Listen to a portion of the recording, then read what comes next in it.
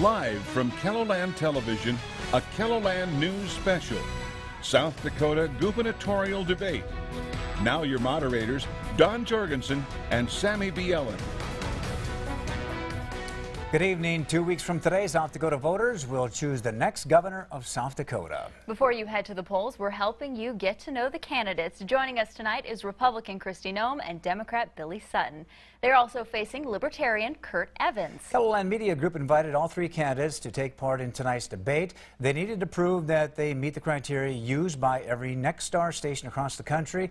Our parent company requires things like a physical campaign office, a phone number, and a minimum amount of campaign donations. Evans says that he doesn't meet our criteria. If you would like to take a look, we have posted the full criteria on KELOLAND.com. We also want to note, independent of the debate participation, KELOLAND News will cover every candidate's campaign and include their information on air and online. Now, over the next hour, we are going to be asking Congresswoman KEYSTONE and State Senator Billy Sutton to answer your questions. First, each candidate has 1 minute to tell you about themselves and why they believe they should be South Dakota's next governor. The two flipped a coin just a few minutes ago to determine the order, and we're going to begin with Mr. Sutton. You have 1 minute. Well, thank you. I'm Billy Sutton, and I never saw myself in politics. I grew up on our family ranch and fell in love with rodeo at a young age. Was rodeoing professionally, had a rodeo accident, horse flipped over on me in the chute, shattered 2 vertebrae, had spinal cord damage, was instantly paralyzed from the waist down. It's a pretty stark moment in my life, but all the people that invested in me and friends and family, including my wife Kelsey, really awakened in me a service over self mentality, and I knew I wanted to give back. So I've served in the state senate the last 8 years, and I work as an investment executive at a local community bank. And I think we need leaders that are going to bring South Dakotans together, that bring us together around shared values like honesty, integrity, and hard work. Values that I hold dear and values that I'm going to fight for as the governor of South Dakota. It's great to be here and look forward to the conversation. All right. Thank you, Mr. Sutton. Ms. Nome, you have 1 minute. Okay, sounds great. Thank you all for tuning in. You know, when my dad passed away on our family ranch, we had land, cattle, machinery, but we didn't have money in the bank to pay death taxes. So we had to get innovative. We started a hunting lodge, which we started to bring in new revenue. We cut costs, found efficiencies. Those are all lessons that I will bring to the governor's office with me. And I've got some big ideas for this state, things we can do in education and workforce, how we can get people off of assistance programs and into higher paying jobs, address affordable housing issues that we have, and affordable health care. And we need to go after the mental health crisis that we've got going on in the state of South Dakota. And we need a war on addiction that's changing our lives and our future together. Listen, we don't need to raise taxes to do these things. We don't have to grow the size of state government to do it. What we need is accountability, we need experience, and we need leadership. And that's why I'm in this race. So I'm looking forward to the discussion. Thank you all for tuning in tonight. Thank you, Ms. Nome. Now, before we get started, we just want to let you know this is not a traditional debate. The answers are not timed, but we may cut in if a candidate gets off topic. All right, let's get started. A lot of our viewers have questions about both of your ad campaigns going negative. Viewers want to know how truthful the ads are. We want to give each of you a chance to defend your record. What was something inaccurate that was said about you in your opponent's ad? We're going to begin with Mr. Sutton. You know, I think the first one that I would address is that my opponent's saying that I support a state income tax. That's just not true, unequivocally not true. I've supported decreasing taxes, working in the legislature 38 times, taxes and fees. And the reality is, if we want to talk about taxes, I think we should go there, because Congresswoman Nome has supported taxing or fee increases 57 times during her time in the legislature. She also was an architect of one of the biggest tax increases in South Dakota history, which was on ag property, $135 million and a 60% increase. And so I just want to set the record straight on that. Okay, thank you. Ms. Nome. You know, I would say that what Billy just said is probably the biggest inaccuracy that he has portrayed so far in the campaign. That ag tax that he talked about was actually a bill that I worked on to lower ag taxes. We were in a time of economic growth, and I know that from Billy's publicly supporting Bernie Sanders and his policies, maybe he doesn't understand economic growth and what it does, but it was really driving valuations up on our ag land.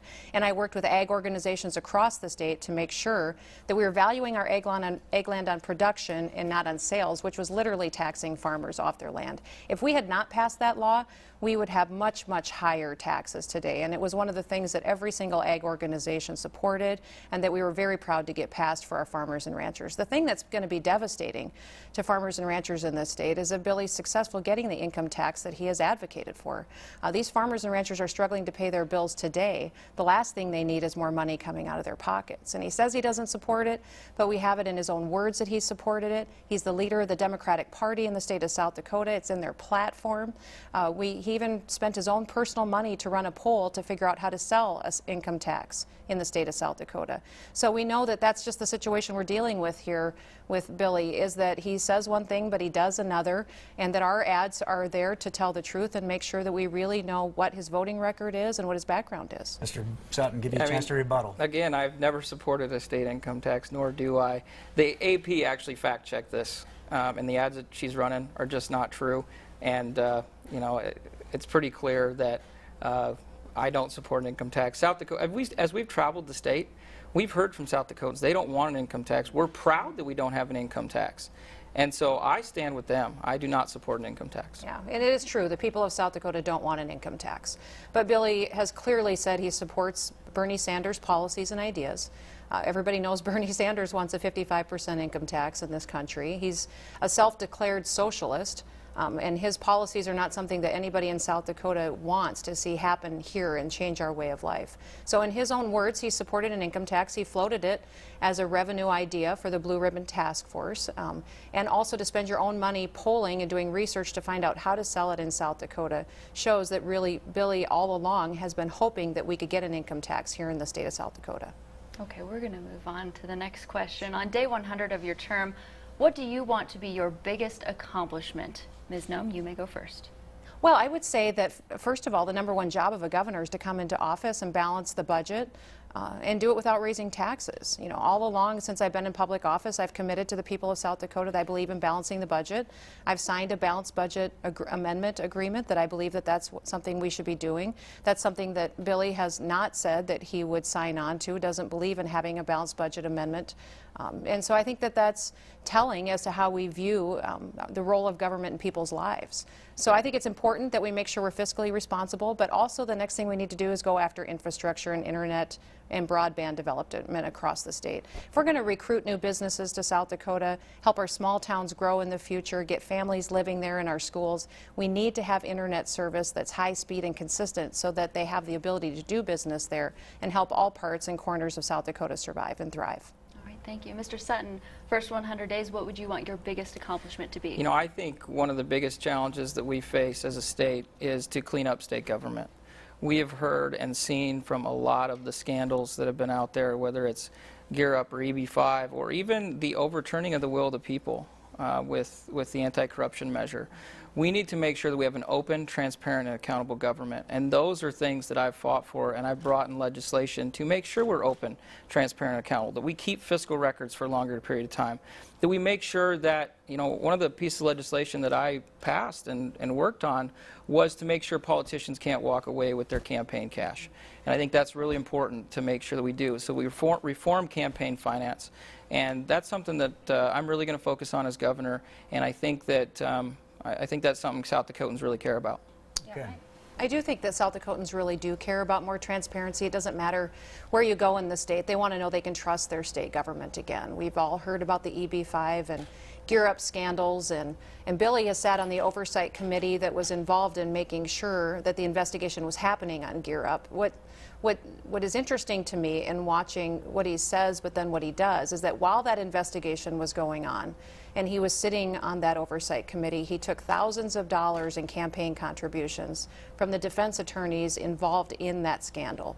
To me, that shows me his character, that he wouldn't be willing to stop that kind of corruption from going forward. I'm sure that doesn't have anything to do with the 100-day accomplishment, but we're going to give Mr. Sutton a chance to respond to that. Congresswoman Noem actually took money from some of the people that were involved in consulting from Gear Up. So I don't think there is much room to, much wiggle room on this one. You know, the focus needs to be on cleaning up state government. I have a record of that, and I have fought corruption day in and day out. And the people of South Dakota know that. They know they can trust me to clean up state government. We can't trust Congresswoman Noem to do that because of the broken promises that we have seen throughout her campaign. Okay. She has promised to deliver a farm bill, which we have not seen. She has made campaign pledges that she's broken as far as taking campaign money. Okay, I think we're getting a little off topic there, but we're going to talk about government corruption and transparency a little bit later on in the debate, but we want to go to our next question. The number of drug overdose deaths is expected to double in South Dakota this year. What is your plan to tackle the opioid crisis in the state? Would you consider signing a comprehensive opioid bill that dealt with addiction, punishment for dealers who product kills people, and better laws to assist families in helping their loved ones get treatment? Mr. Sutton. Yeah, I've supported that legislation, and to make sure that we're getting people treatment, that needs to be our focus. That's what I've worked on during my time in the legislature. That's what I'm going to continue to do as governor, to make sure that we have the resources on the ground to address addiction and to get people help. We need to look at access to services West River. We need to look at drug courts. And those are the things that I'm going to focus on, working in partnership with the legislature, finding common ground to address a very serious issue. As part of that, too, I'm interested to see what the legislature comes up as it relates to access to mental health services. And I'm going to pick up on that and work with the legislature to find solutions. And that's going to be my focus as governor. Ms. Noem. We do have a terrible drug addiction, opioid and meth, and even alcoholism in the state of South Dakota, and a lack of treatment in many areas of the state. And so we need to be aggressive in making sure that we have services. I've supported a West River mental health facility and addiction treatment center so that we can have services available West River to deliver that to need, but also making sure that we have telehealth capabilities and counseling services in some of our smaller towns. Concerns that I have with this war on addiction that I really think that we need to have is that we need to be tough on crime when it happens as well, too. I was very proud that the Fraternal Order of Police endorsed me in this race, and I think they did because they view Billy as soft on crime. He supports legalizing marijuana, also supports amnesty. I think the 99% of the meth that comes into South Dakota comes from Mexico. And if we're allowing anybody to cross our borders and come into this country and come into South Dakota and bring drugs and illegal activity with them, that's very damaging to our way of life and our communities here in South Dakota. Rebuttal, Mr. Sutton? Yeah, what Congresswoman Noem said is just not true. I'm not soft on crime. We need to be smart on crime. That's why I supported the reforms that we've had and that we have seen be successful. The problem that we've had is we haven't provided the resources at the local level to make that happen. We need to do that, and that's going to be incredibly important that we work with the legislature to do that. So I refute that she's saying I'm soft on crime, because that is just not true. Well, Okay, and thank we're just simply talking about his voting records. So in his votes and his time in the state legislature, those are the types of votes that he's placed. And again, it's another instance where he's saying one thing now that he's running for governor, yet his background and what he's done has been different. All right, we're going to move on. Thank you both. Taxes are something our viewers keep asking us about, and we're going to get some answers for you. We'll ask the candidates about that and other hot-button issues. Our South Dakota gubernatorial debate continues in less than 2 minutes. Welcome back to our gubernatorial debate. Another issue on the ballot is Initiated Measure 25. The question for voters is, should South Dakota increase taxes on tobacco to raise money for technical schools? And if IM 25 passes, would you try to repeal it? We'll begin with Ms. Noem. Well, if it passes, it's the will of the voters, and no, I wouldn't try to repeal it. I think it's important that we respect what they want to do. And we do have some of the highest tuition costs in the nation at our technical schools. So we do need to find ways to drive down those costs and really make sure that our students have the opportunity to go through our technical schools and get the skills that they need to fill the hundreds of empty jobs that we have across the state. That really is our challenge. One of my proposals that I put forward on economic development is training that workforce, allowing them to participate in apprenticeship programs, and that the technical schools could do the administrative side on, and then they could fill the hundreds of empty jobs that we have across the state. And if we put those experiences in middle schools and high schools as well, we have more kids that know that there's really opportunities out here. And we get kids out of $12 an hour jobs into $25, $30 an hour jobs, being nurses, welders, electricians. Those are a real need across our state to really get our economy growing. Let me ask you, back in February, I think you took a pledge to not raise any taxes, That's support right. any tax increase, Yeah. but this in regard is a tax increase. Yeah. But the voters are voting on it. I'm not inclined to have tax increases. I said I won't raise taxes, but I wouldn't try to repeal it if that's what they vote to do. And I'd also make sure that those funds follow through and get to those technical schools to reduce tuitions as well. That the integrity of what the voters voted on actually goes into place and does help those students who want to get that skill and stay and work right here at home. All right, got it. All right, Mr. Sutton, you. You know, this is also an issue. I've been a staunch supporter of the will of the voters, and my commitment is that if this thing passes, I'm going to make sure that money is targeted to where it's supposed to go. There's a mistrust of government because of, if you go even back to video lottery, people wanted that to go to education, and they're concerned that it's not going there. So my focus will be to make sure the will of the voters is upheld. That's what I've always done as a legislator. That's what I'll continue to do. The one concern I do have with some of Congresswoman Noem's comments is that the person she chose to be her lieutenant governor candidate actually led the charge to repeal the anti-corruption measure that the voters passed just 2 months after the voters passed it. That's concerning to me, and it should be concerning to voters too. We'll give Ms. No chance to rebut. You know, I chose Larry Roden to be my lieutenant governor candidate because his values lined up with the values of South Dakota. He's pro-life. He loves his family. He loves the Lord. He served in the legislature for 16 years. I know if something happened to me, he could step in and fill the job of governor. And he also has the experience to step in and preside over the Senate. We need consistency, we need integrity in the process, and I chose him because he's someone who has that type of experience and background that can hit the job running in that role and can provide an institutional memory to state government that would be very helpful going forward. He's never shied away from doing hard things. He's always been willing to do what's right for the state and to listen to people. He was my majority leader when I first got elected to the state house, and he brought me in immediately to help look at our property tax situation and what we could do to make sure it was much more fair. So I appreciated that about his leadership. All right, we'll move on. Another important question. Teachers here in South Dakota no longer earn the lowest salaries in the country, but a new report says without keeping an eye on that, the progress could reverse itself.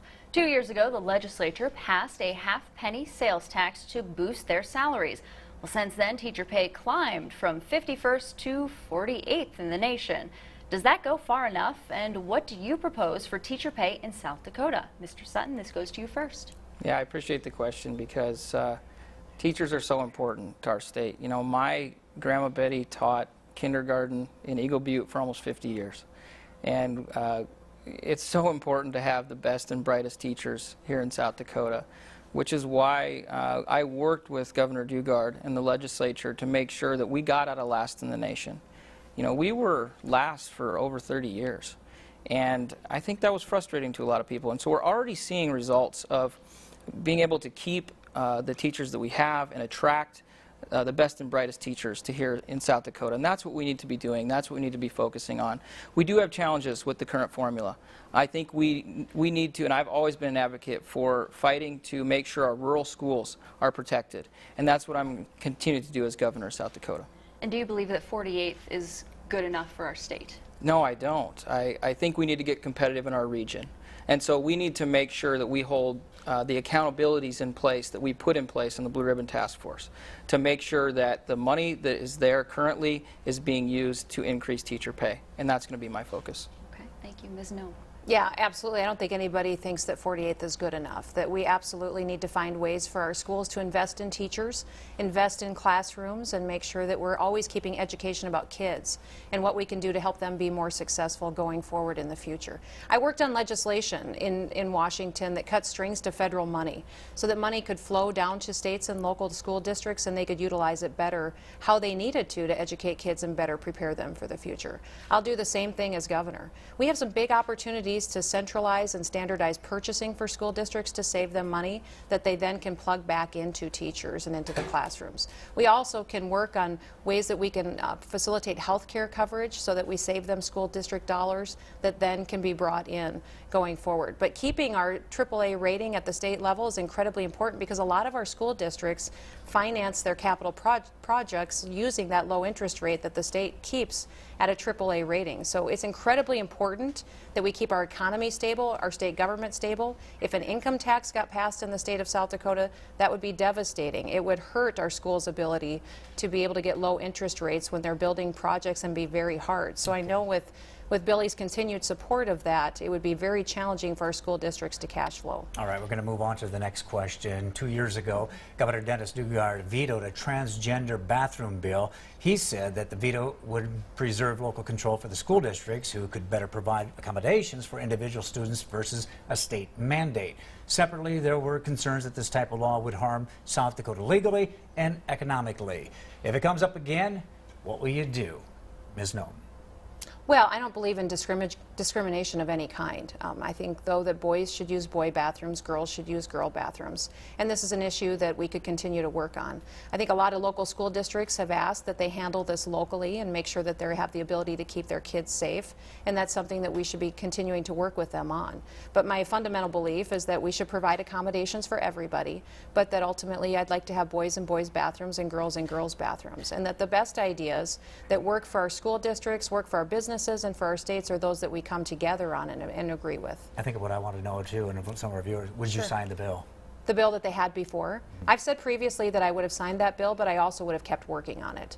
You know, that would have been a point that it would have been signed into law, but that we still had improvements to make sure that it didn't hurt our economy and it didn't keep us from getting other businesses and events here in our state. I'm going to ask Mr. Sutton, same question. Yeah, I was with Governor Dugard on this one. I voted in the legislature and, you know, to oppose it.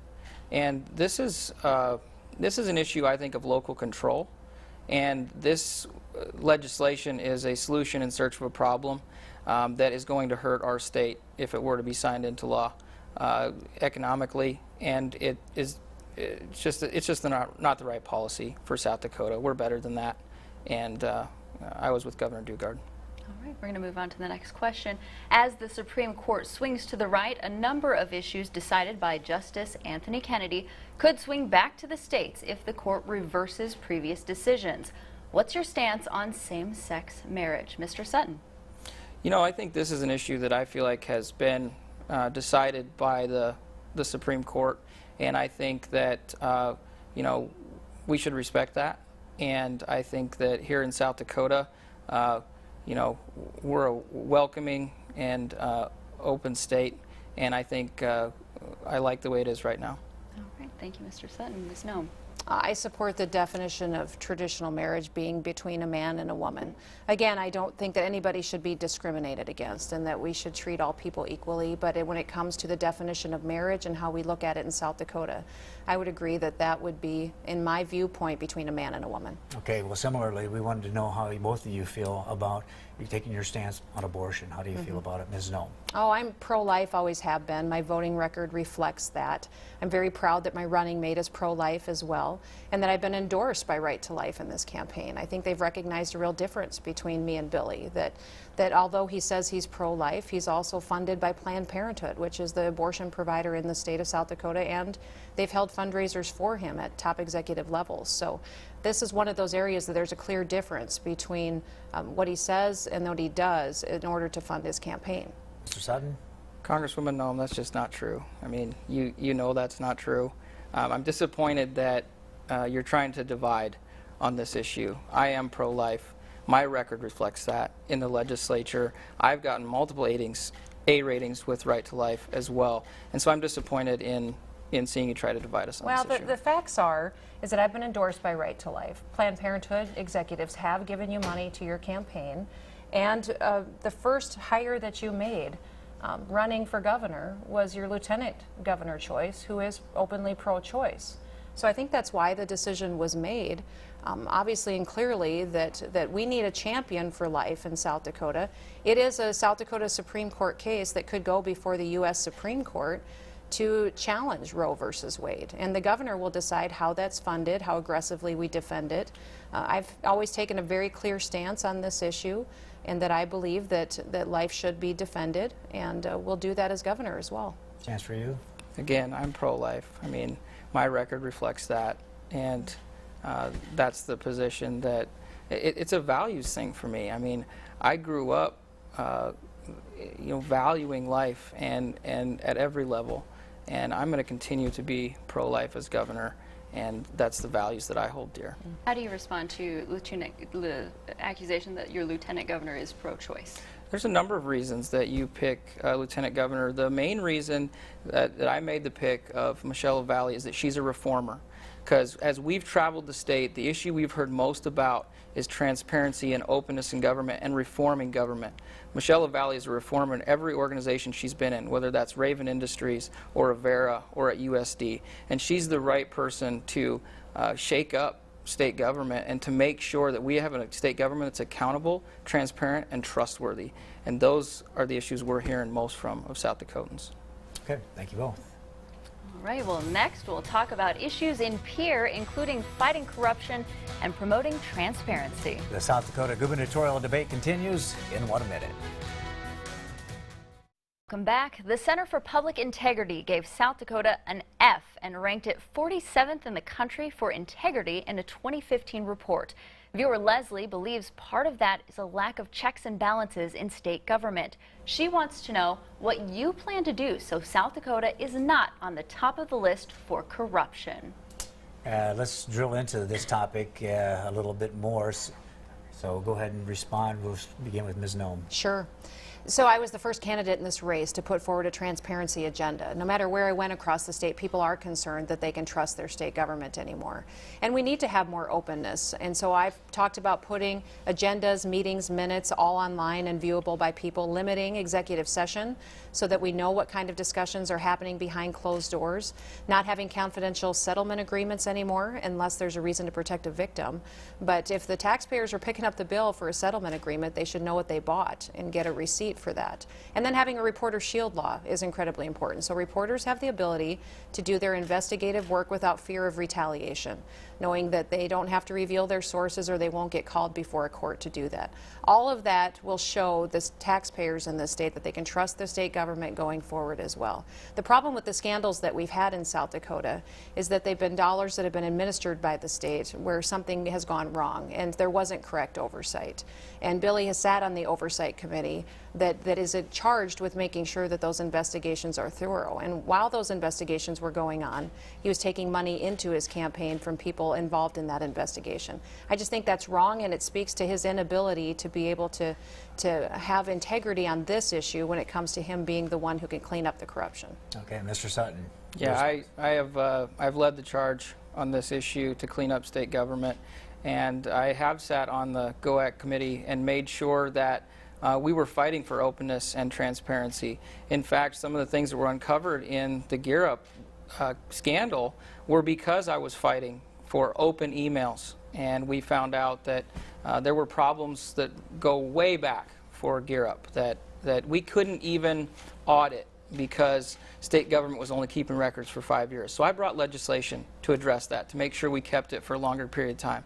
It's the establishment that has been fighting me on this. And Congresswoman Noem is part of the status quo and part of the establishment. And the EB-5 scandal is a perfect example of that. She had the opportunity several times to address this issue at the federal level, where she said she would not support EB-5 without any changes. And multiple times she voted for that program without supporting changes. How do we deal with the lack of oversight when it comes to these government programs, Mr. Sutton? Yeah, I think we have to drill into a lot of the problems we've had are been with federal dollars. And so we need to drill down into that and make sure those dollars are being used in a proper fashion. That's what happened, was the problem with EB-5 and with Gear Up, is that that money was not being used correctly. So we need a shake-up in leadership to change the status quo and to make sure that we put people in those positions that are going to be watchdogs. I'm going to be a watchdog on corruption, and that is my promise to South Dakota. Rebuttal, Ms. Noem. Well, absolutely. Federal dollars that were given to the state, and the state conducts all oversight. All administrative and oversight duties are the duty of the state. And the legislature is the check and balance on the executive branch. Billy sat on the oversight committee. While he was investigating that, he was taking money into his campaign from people tied up in that mess and in that scandal. Yes, I advocate for federal dollars to come in and help our education programs, to help our tribes. But all the oversight and administration happens at the state level. And that's, I haven't been a part of these scandals. I've been working on behalf of South Dakota, making sure that I'm focusing on the issues that are priorities to them. He was in the middle of it and at the same time benefiting his own personal campaign while he was investigating. And I'm assuming you're talking about the funds donated by the defense attorneys. Absolutely, yeah. Thousands and thousands of dollars. We're talking about absolutely. attorneys. Well, she took money from people actually that were consultants in the Gear Up program. They were consultants making six-figure dollar amounts. And if we want to talk about money to campaigns, let's talk about that, because in your recent report, 44% of the money that you raised in this last report came from out-of-state special interests. That's pretty clear. 90% of the money in our campaign has come from right here in South Dakota. No, well, I'm the only candidate in this race not taking corporate funds, which is something I'm very proud of. It was part of my campaign finance reform package. The things that he has accused me of, he's done the exact same thing of, and is perfectly legal, and the vast majority of our money has come from South Dakota. So this is where people need to get their facts, because it's, again, one of those situations where Billy's saying one thing, but he does something completely different. What he's referenced is activity that he has done by transferring funds, and also when he's talking about taking money and making sure that there aren't any pay-to-play issues or something going on in the state of South Dakota. That's why I said I wouldn't take corporate funds in this race. I'm the only candidate that won't take corporate funds, because I don't want people to think that it would result in us doing business when we get past this election. Billy is taking corporate funds, and it muddies the waters on his clarity. Facts are stubborn things.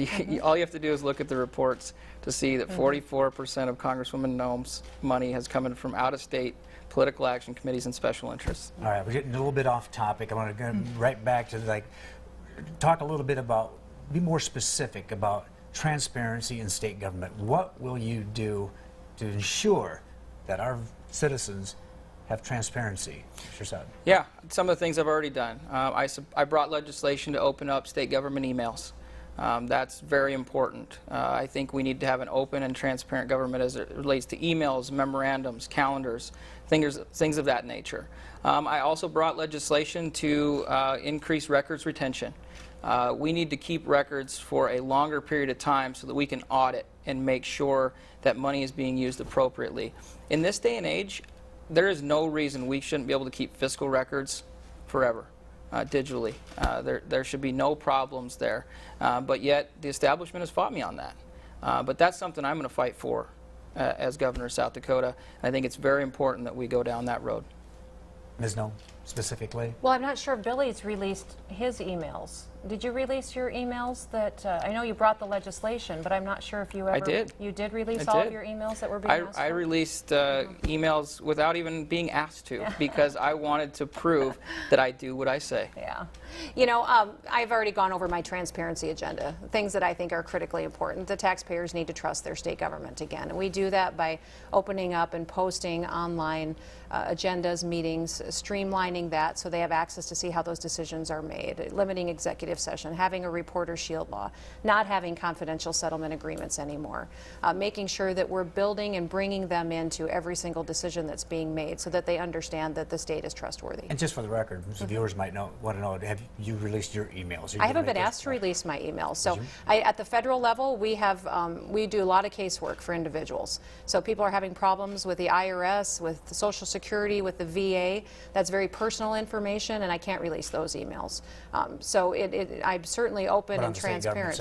But we also, everything the federal government does is FOIA. You know, you can get a Freedom of Information request and get almost anything that I do freely. So that's not as much of an issue at the federal level as it is at the state level. But on the state level?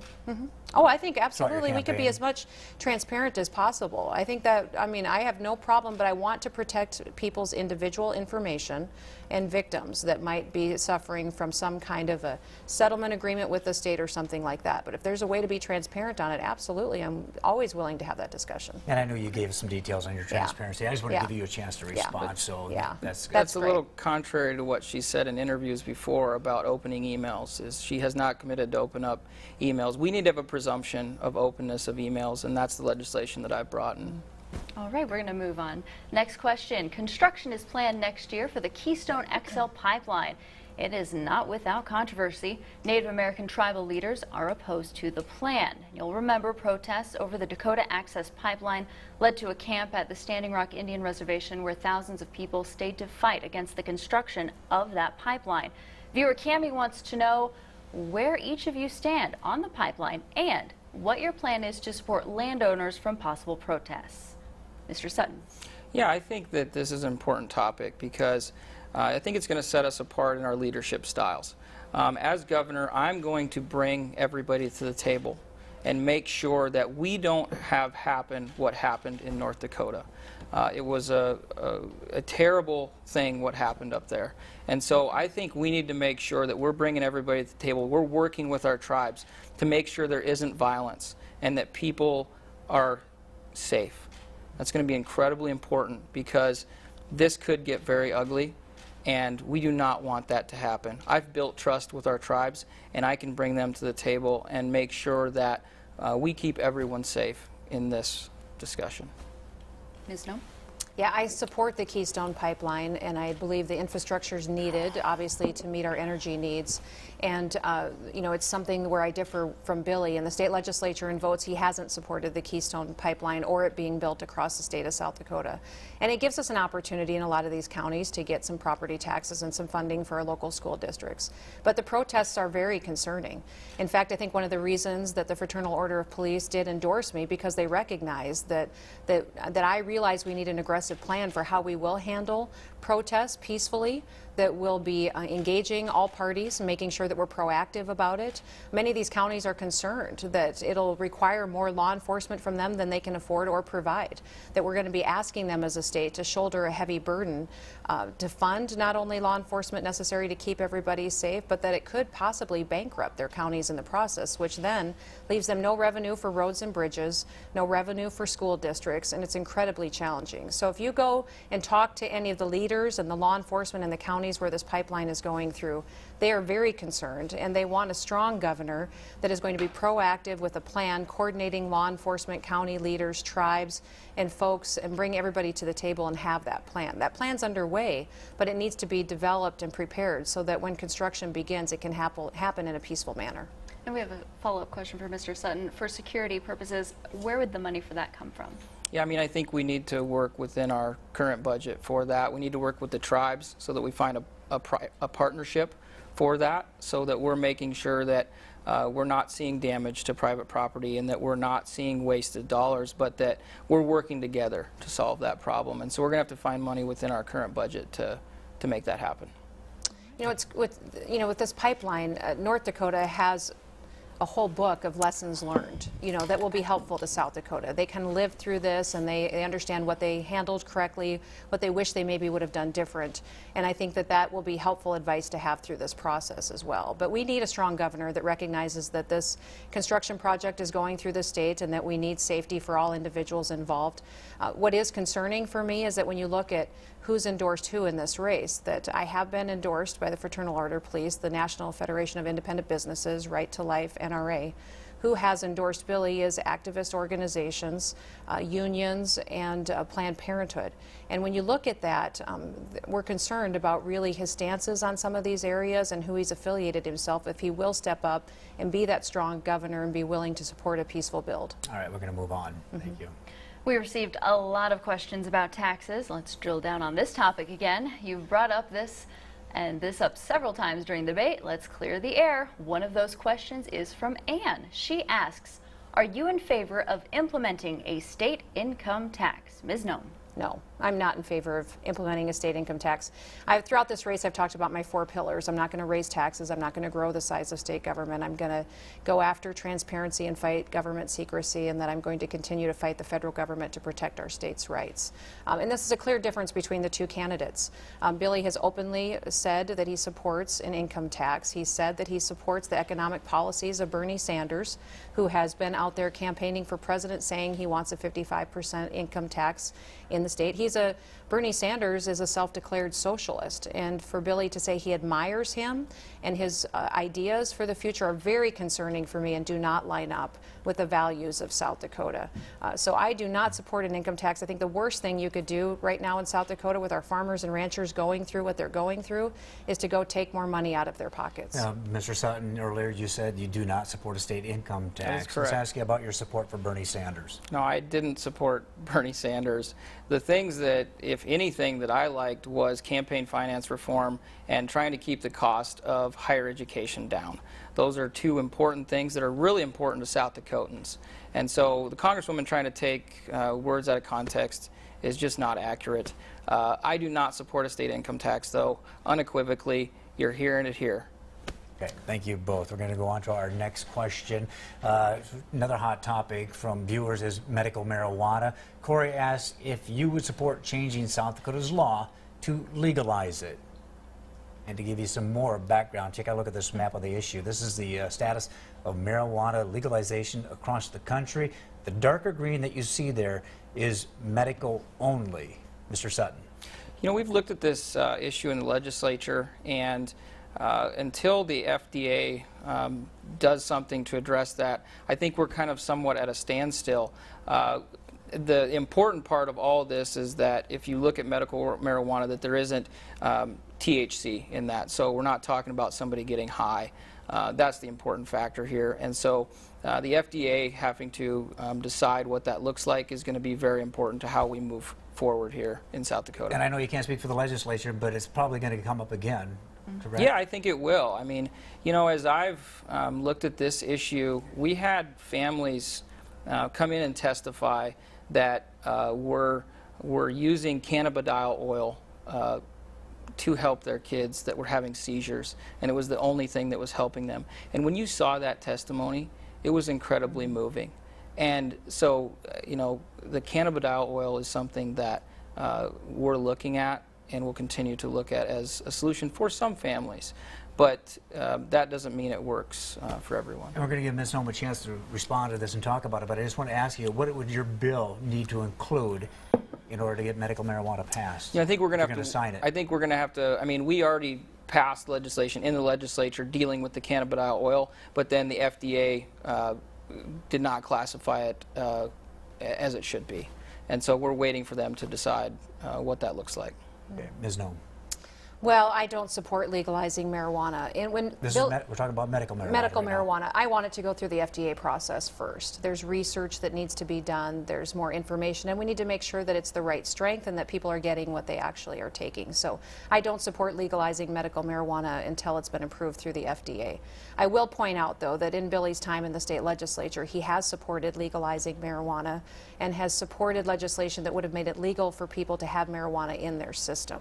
So that's a very clear difference between both of us. And another example of when he's running for governor, he says one thing, but when he's in the legislature voting, he votes completely different. I'll give you a chance I did to not respond support legislation legalizing marijuana. That is Making it made, legal that is for made people up. to have marijuana in their systems. That's not the first thing that you said. You said that I support legalization of marijuana. That is not true. So I want to clear that up. Okay, and what about marijuana in the system is what she Yeah, I mean, said. we're the only state in the nation that is a felony for ingestion. So that's a big difference in legalizing marijuana versus ingestion. That's a huge difference. Okay, thank you both. Next question. A few people are asking about key posts in your possible administrations. To summarize it all up, could you tell us what your cabinet will look like? Ms. Nome, you're up first.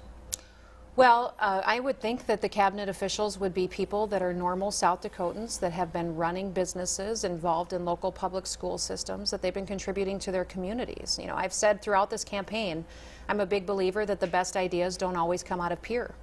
That we need to bring new people to the table and have conversations about ways we can be innovative, that we can look at our education system and get better results for kids. Some of our schools have revenue issues, but also our kids, a third of them, have to take remedial courses when they graduate from high school before they're ready for a higher education degree. You know, we can do better for all those kids going forward, and we also can be innovative in how we approach workforce issues.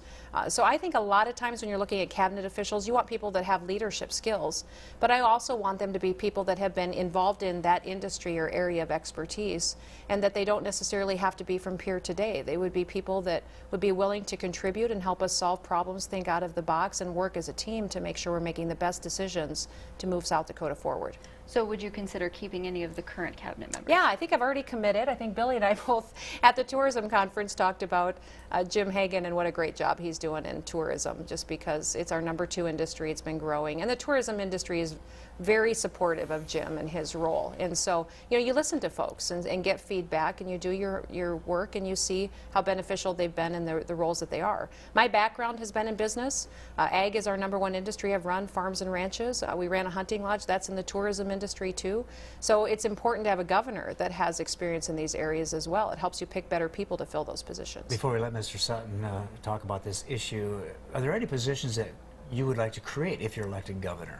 I haven't thought of creating any new positions. There are some I would like to get to do more things. For instance, the tribal relations cabinet position. I want them to be an ambassador aggressively working with our tribes to really turn things around for our tribes. They need a different kind of a relationship with our state government. They're economically challenged. They have huge mental and addiction counseling needs. Their schools are in tough shape and falling down. Their health care is disastrous.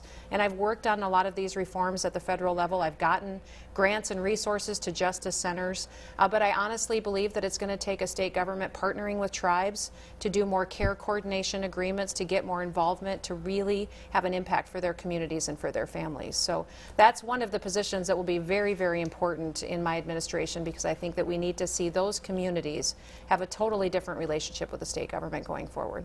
And Mr. Sutton, what would your cabinet look like? I was just going to say before I jumped onto that's one area that I think Congresswoman Noem and I agree on is the tribal relations position. I give Governor Dugard credit for making that a cabinet level position, which was a very good move and something that I'm going to look to be very aggressive with. And that's why I've worked, I've represented Indian country throughout my time as a senator, and I've built very good relations with them, and I'm going to work with them and get their input on what that position looks like and who that individual is going to be. You know what I think we need a shake up in state government. State government has gotten complacent at the top, and I think we need people that are going to shake that up a little bit.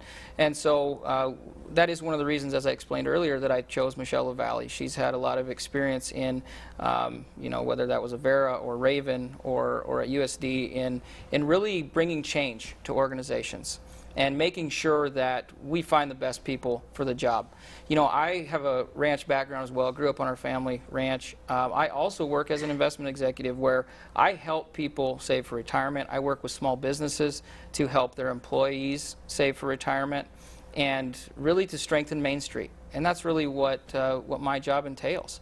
And so I'm also going to get input from people in business and to make sure that we're truly listening to the people on the ground, whether that's involved in healthcare or education, that we're finding people that are right for the job. And that's going to be my focus as governor. All right, we got a lot of people tuning in tonight, and we just got this question from a viewer on Facebook during the debate. When politicians start talking bad about each other, they've lost my vote. Both candidates for governor have shown disrespect to each other, so who's to say they will not do the same to the people of South Dakota? How do you respond to Tim here? We'll begin with Mr. Sutton. Yeah, I'm often disappointed in it as well, because I have been simply responding to the attacks that have been levied against me from the beginning of this campaign. And when I give information, I do it factually and I cite it, and we know where that information comes from. And the attacks on me have just not been true, and so that's been my focus. When you look at the truth and making sure that the public has all the truth and information when they go and vote, I think that's incredibly important. There are very clear differences between myself and Billy Sutton. We think differently. I'm not a supporter of Bernie Sanders. I did not say that I like his policies. He's a self-described socialist. He said he voted for Hillary Clinton, but if Hillary Clinton was president today, that would be devastating for our way of life here in South Dakota. So listen, the way Billy has talked throughout this campaign... That's sort of an example of what the viewer is talking about, isn't it? But it is important that people have all the information when they go to make that decision. I mean, if Billy believed everything that he said in this campaign, he'd be a Republican. but he's not. He's a Democrat, and you have to look at that party's platform, what they stand for, what they fight for, to really know what he believes. Thank you both. So we need truth. Thank you both. All right, the next question from a viewer comes from Renee. She points out the governor's job is 365 days a year, and citizens pay taxes to maintain the governor's mansion, completed in 2005, every day of the year. Ms. Nome, you live in Castlewood, and Mr. Sutton, you live in Burke. Renee wants to know if you're elected as governor, if you will move with your family to Pierre on a full-time basis. Mr. Sutton, we don't have a lot of time, so let's keep these answers 30 seconds or less, please. Yeah, I mean, I think we've just been focused on trying to win this race over the last year and a half, and I think we're going to try to tackle that when we get there. But you know, we'll definitely spend the vast majority of our time as a family in Pierre. I think there's a lot of work that needs to be done. Luckily, technology allows us to do a lot of keeping in touch in different places. And the good news is I live only an hour and 45 minutes from Pierre.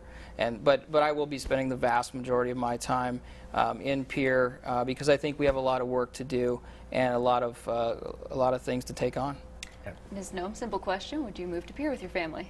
You know, I'll certainly be there doing my work, but my family, my husband has a business in Bryant, South Dakota. Booker's a junior in high school in Hamlin. So we'll go back and forth. I think it actually opens up a huge new opportunity for us to open up the governor's mansion to the public more often. If they can have more access and more activities there and they can enjoy it more, that's a win-win for everyone involved. So my family probably won't move because we'll be there and we'll certainly be committed and full-time on the job, and I'll go back and forth much like I have in Washington. But I think we have some huge opportunities to make the governor's mansion much more public, and the people of South Dakota will really enjoy that experience. All right, thank you both. Interesting. We have time for the candidates to give final statements. Our South Dakota gubernatorial debate continues in less than 2 minutes. Welcome back to our South Dakota gubernatorial debate. They've spent the last hour answering your questions. Now they have one last chance to try to win your vote. They each have 1 minute for a closing statement, and we are going to begin with Mr. Sutton. Well, again, I'm Billy Sutton, and it's just been a pleasure being here tonight. You know, when I got into this race, it was for a number of reasons, but none more important that we live in a country divided, a state that has become more and more divided, and we need leaders that are going to bring us together. And I think we come together around shared values, like honesty, integrity, and hard work. Those are all values I learned on our family ranch, and those are values that I hold dear. Because at the end of the day, as South Dakotans, we all believe in the same ideals. That if you work hard, you should be able to get ahead. And that our kids and our grandkids should have the same or better opportunities that we had. That when ag is strong, South Dakota is strong. And that our state government should be as honest and trustworthy as its people. Those are the ideals I'm fighting for. Those are the ideals I will fight for as governor of South Dakota. All right. Thank you very much, Mr. Sutton. Ms. Nome, you have 1 minute for your closing statement. Sure. Well, thank you all for tuning in tonight. You know, on November 6th, you will have the opportunity to vote for the next CEO of South Dakota. It's a big job, and I have the experience to hit the ground running. I've been a boss, I've been an employee, I've run and managed businesses, I've started businesses, I've served in the state legislature and leadership, and I understand how federal dollars impact our state. We have some big things to do here, but we don't need to raise taxes in order to do that. We don't need to grow the size of state government to do it. I don't want an income tax like my opponent does. I don't want to expand Obamacare like my opponent does. I'm pro-life, and my record reflects that. The next governor of South Dakota will appoint 2 South Dakota Supreme Court justices. Those justices will make impacts on upholding our state laws, our Constitution, and our way of life. It's important that the governor that makes the decision on those justices shares your values and not those of socialist Bernie Sanders. So I'd ask for your vote and your support. You know me, you can trust me, and I'm consistent. All right, thank you. Thank you both for being here. We really appreciate it. Last week, Tim Bjorkman and Dusty Johnson joined us for our U.S. House debate.